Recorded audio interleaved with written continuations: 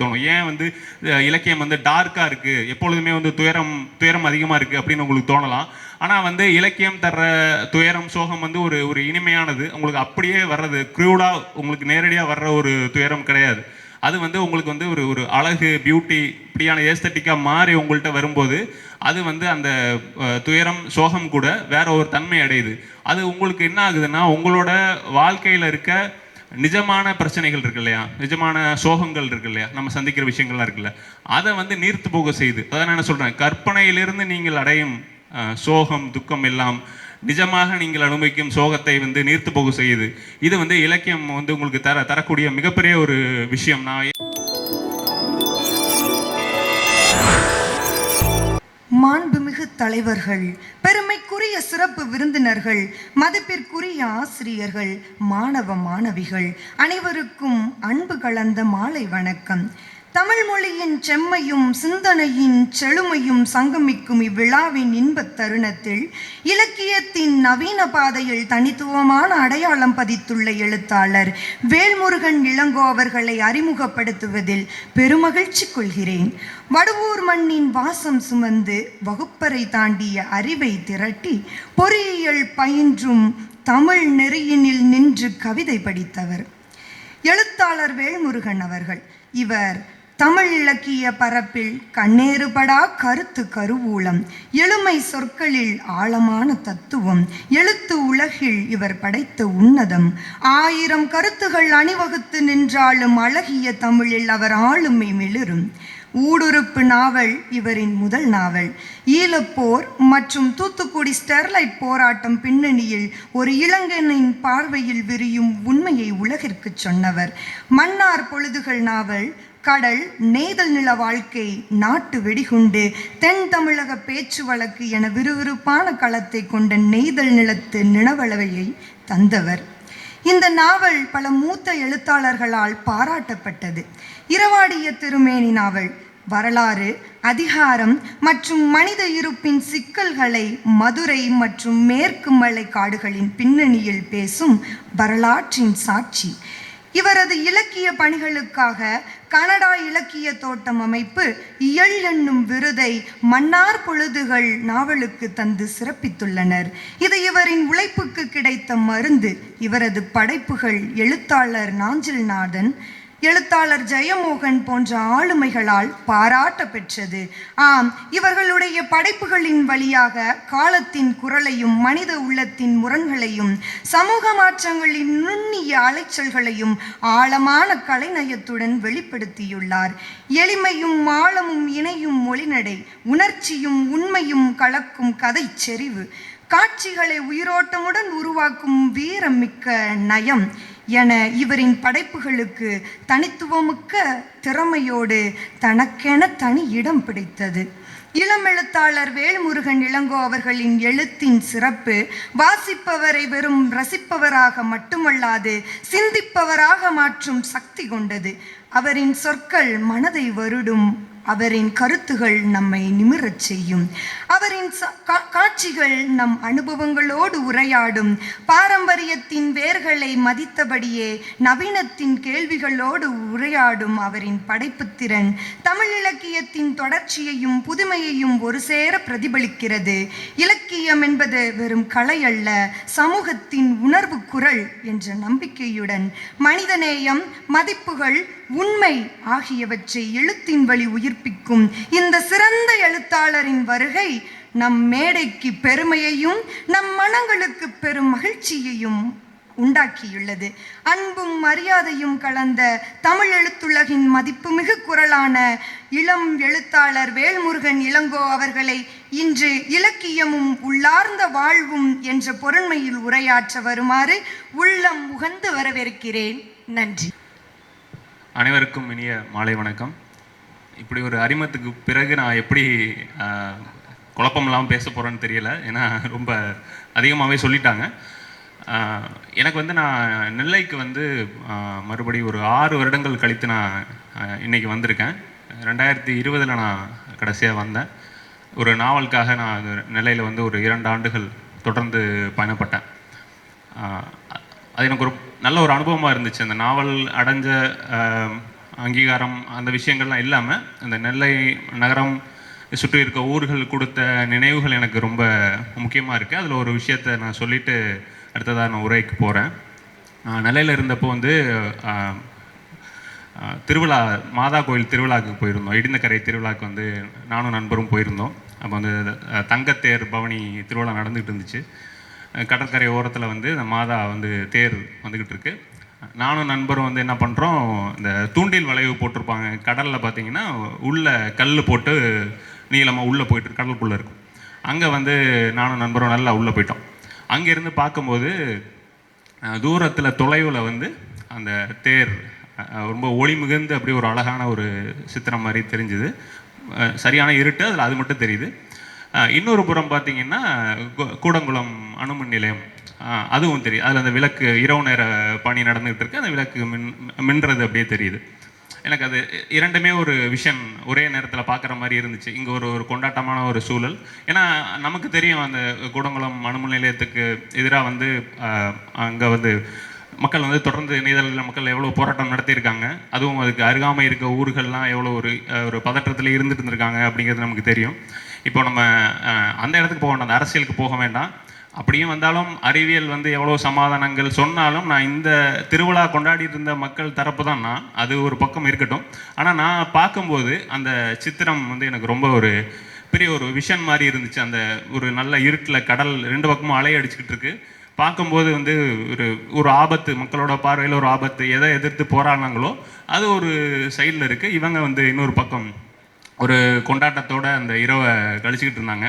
எனக்கு அது ஒரு பெரிய ஒரு கனமான உண்மை மாதிரி தெரிஞ்சுது. வாழ்க்கையோட ஒரு உண்மை மாதிரி அந்த இடத்துல மக்கள் வாழ்க்கையை வந்து ஒரு ஒரு நொடியில் வந்து பெரிய சித்திரத்தை பார்த்த ஒரு அனுபவம் எனக்கு கிடைச்சிது. அப்படியாக வந்து நெல்லை வந்து எனக்கு நிறைய நினைவு சித்திரங்களை கொடுத்துருக்கு. இந்த 6 ஆண்டுகள் கழித்து வரும்போது எனக்கு ஒரு டிரான்ஸ் மாதிரி அந்த நினைவுகள் எல்லாமே கிளற ஆரம்பிச்சிருக்கு. காலையிலேருந்து எனக்கு ரொம்ப மகிழ்ச்சியாக இருக்குது. நெல்லைக்கு வந்து நான் நன்றி சொல்ல கடமைப்பட்டிருக்கேன். இப்போது என்னோட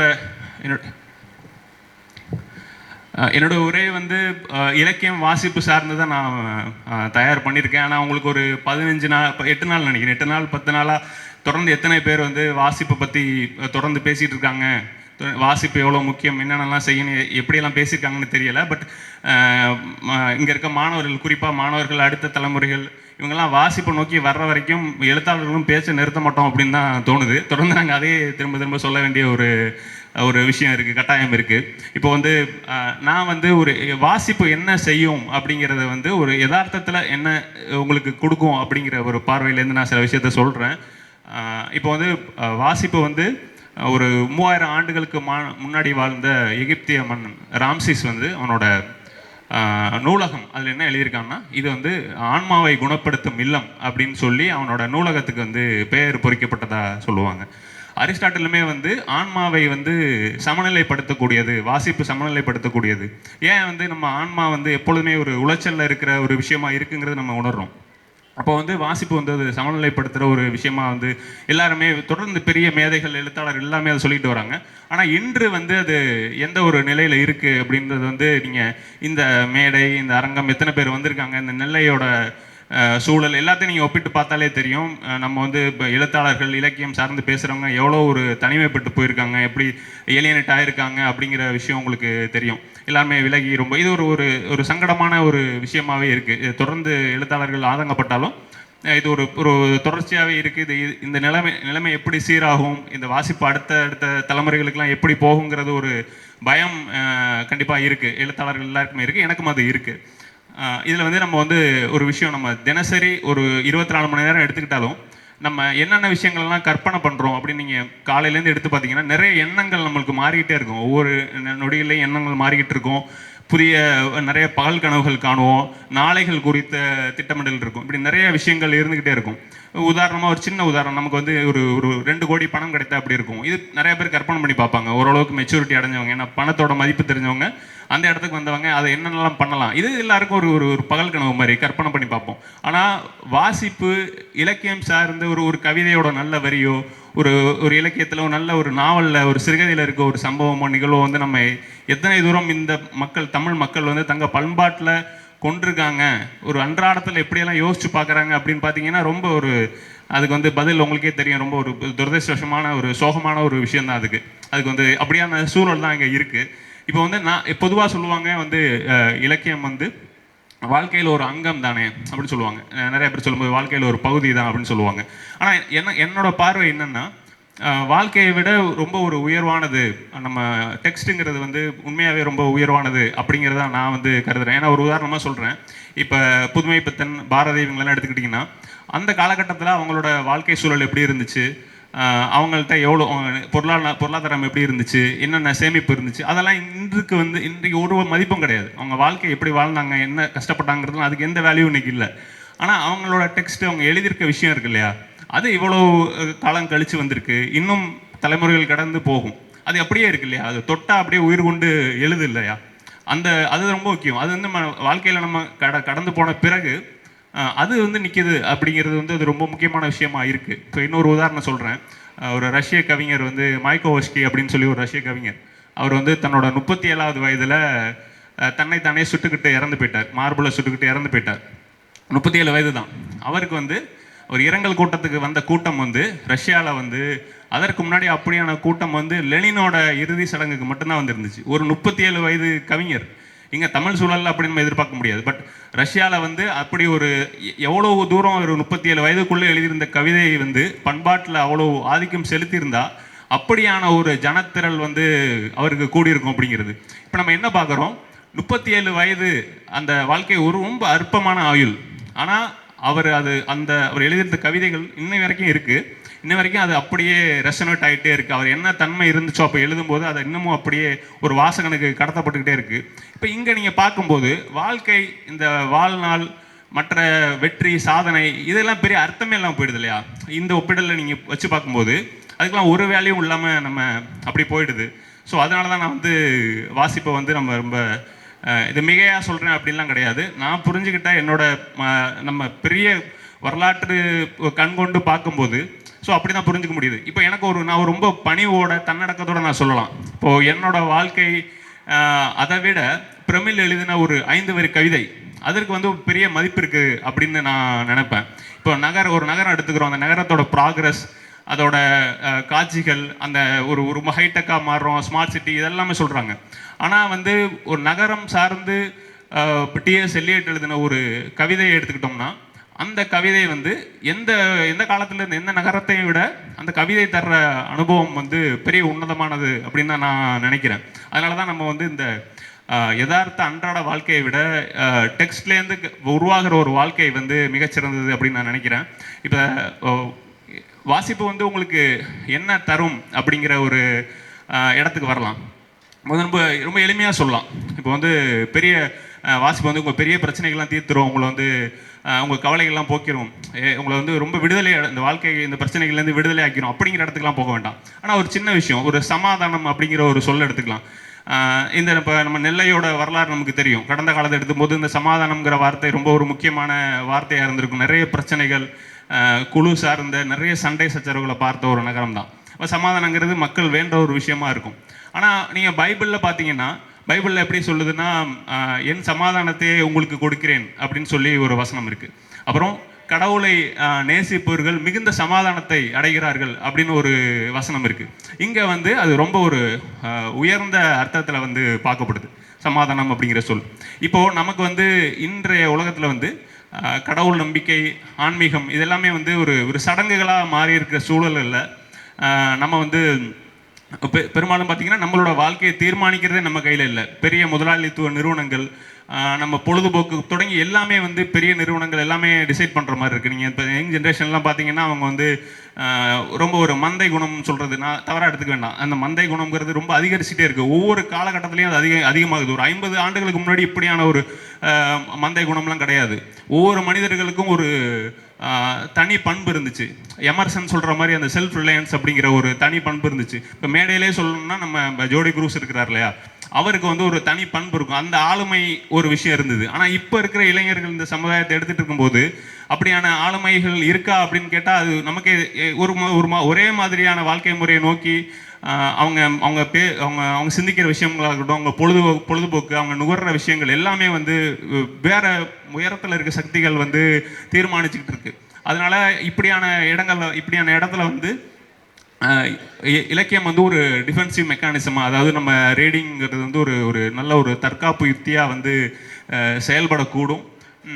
அதே மாதிரி நம்ம சொன்ன மாதிரி இந்த கடவுள் இல்லாத ஒரு காலகட்டம், கடவுளோ இந்த இறை நம்பிக்கையோ இல்லாத காலகட்டத்தில் ஒரு அந்த சமாதானம் அப்படிங்கிற ஒரு கதிமோட்சமான சமாதானம் அப்படிங்கிறத வந்து இலக்கியத்தால் தர முடியும். இப்போ குறுக்குத்துறை ஆற்றில் நீங்கள் குளிச்சிருப்பீங்க, இங்கே இருக்குவீங்க. அதில் பார்த்தீங்கன்னா இப்போ நமக்கு ஒரு தினசரி ஒரு ஸ்ட்ரெஸ் இருந்திருக்கும், ஏதாவது ஒரு பிரச்சனை இருந்திருக்கும். அது வந்து ஒரு மாலை நேரத்தில் போயிட்டு அப்படி ஒரு முங்கி எழுந்தும்போது ஒரு கொஞ்ச நேரத்துக்கு ஒரு விடுபடல் ரிலீஃப் இருக்கும். அந்த நதியில் இறங்கி எழும்போது ஒரு ரிலீஃப் இருக்கும். அப்போ ஒரு சமாதானம் அடையுது, எவ்வளோ பெரிய சிக்கல் இருந்தாலும். இப்படியான ஒரு சமாதானத்தை, ஒரு நீடித்த உணர்வை வந்து தொடர் வாசிப்பில் இருக்கவங்களால உணர முடியும். அவங்க எதனாலும் வீழ்த்த முடியாதவர்களா, தன்னை சுற்றி இருக்க சூழல் எப்படி இருந்தாலும், எவ்வளவு நச்சுப்பட்டு போய் எவ்வளோ மோசமானதாக இருந்தாலும் அவங்க வந்து உருகுலைக்க முடியாதவர்களாக ரொம்பவுமே வந்து ஆக முடியும்.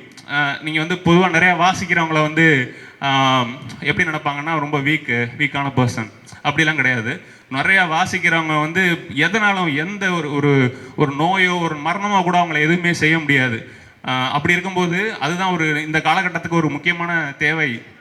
குறிப்பாக இனிமேல் வர சமுதாயம் வந்து நிறைய வாசிக்கணும் அப்படிங்கிறத நான் ஏன் சொல்கிறேன்னா, அவங்க லைஃப்பை வந்து ஒரு ஸ்ட்ராங்கான ஒரு பேஸ் கொடுக்கக்கூடிய ஒரு தன்மை இருக்குது வாசிப்பில். அப்புறம் வாசிப்பு தரக்கூடிய இன்னொரு முக்கியமான விஷயம் நான் வேறு சில இடங்கள்லையும் குறிப்பிட்டிருக்கேன்.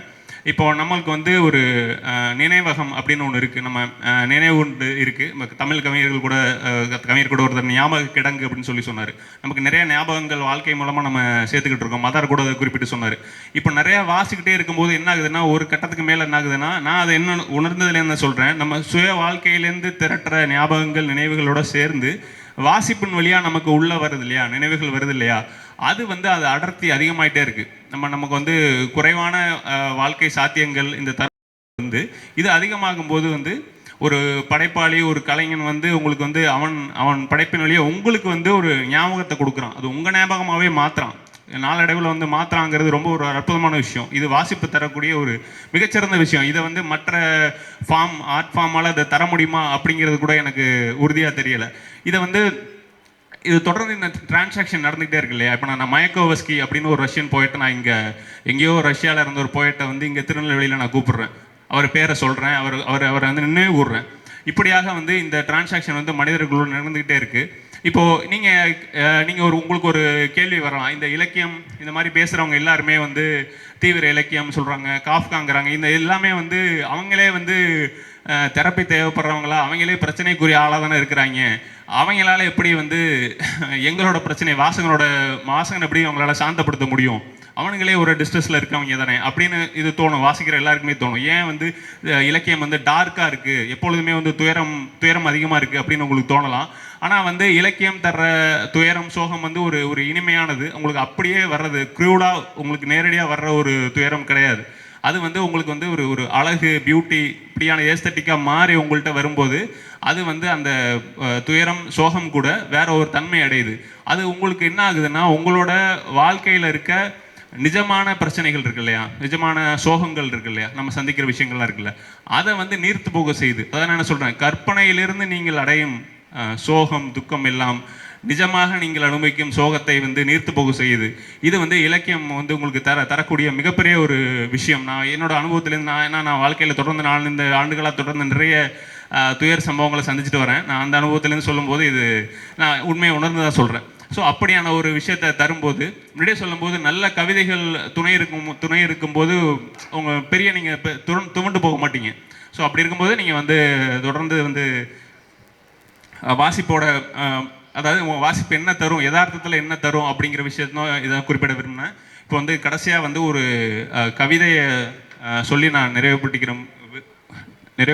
நான் நேரம் குறைவாக இருக்குது.